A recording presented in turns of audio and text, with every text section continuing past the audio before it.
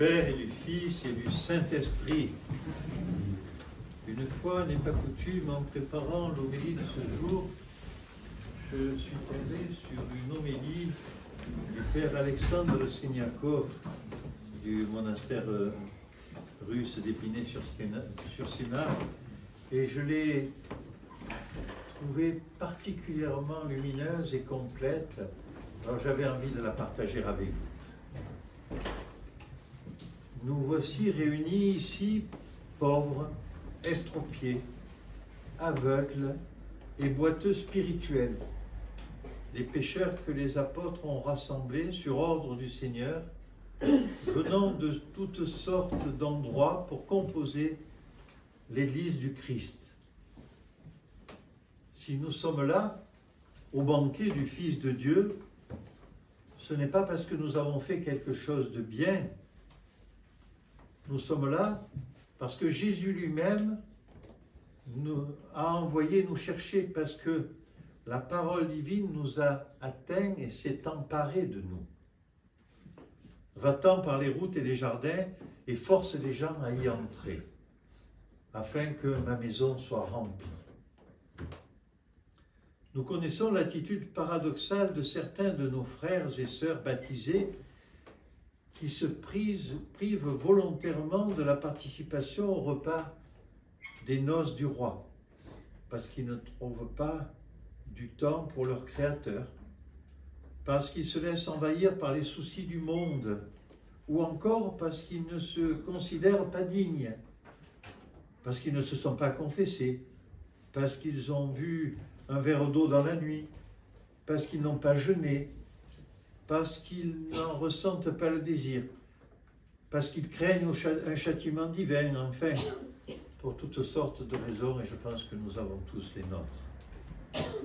Certains ne participent pas pleinement au repas de Dieu, probablement non pas par mauvaise intention, mais à cause d'une certaine humilité qui n'est pourtant pas celle que le Christ attend de notre part. En effet, l'humilité que le Seigneur nous demande, notamment dans la parabole que nous venons d'entendre, c'est celle de l'obéissance à sa parole. Je me trompe peut-être, mais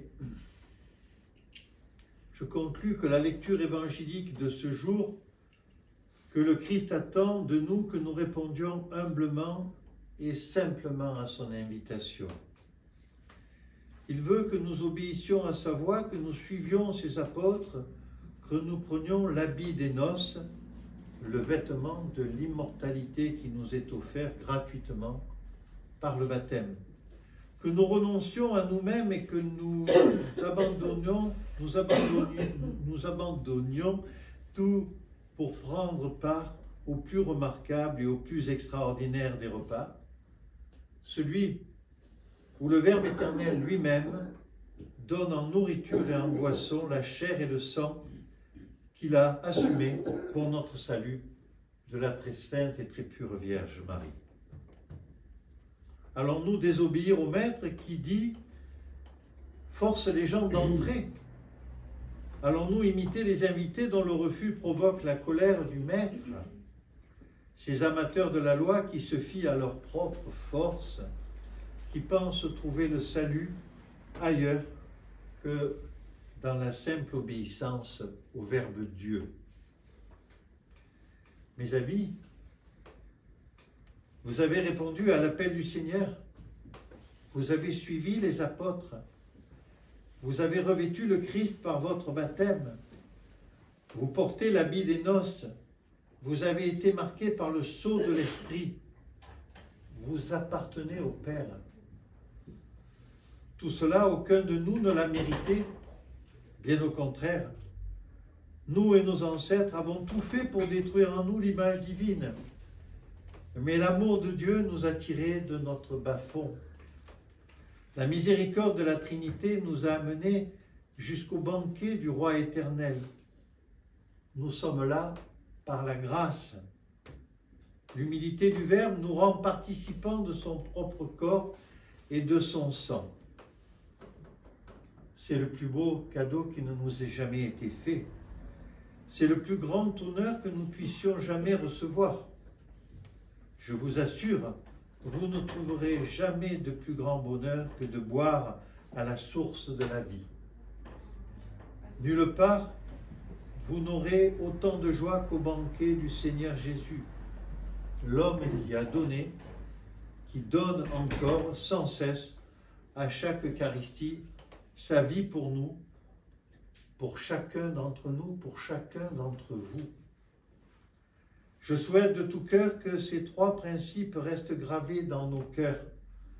Premièrement, ne jamais dire non à l'invitation de Dieu.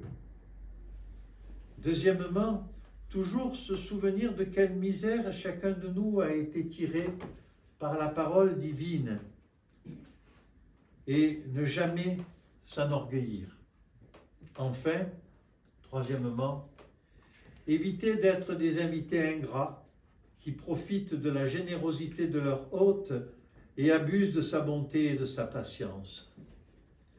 Que nul d'entre nous ne prenne part au corps et au sang de notre Sauveur avec indifférence, nonchalance ou hypocrisie, mais que nous y participions tous avec humilité, gratitude, obéissance et confiance dans la force purifiante et le pardon de notre Père céleste. Amen.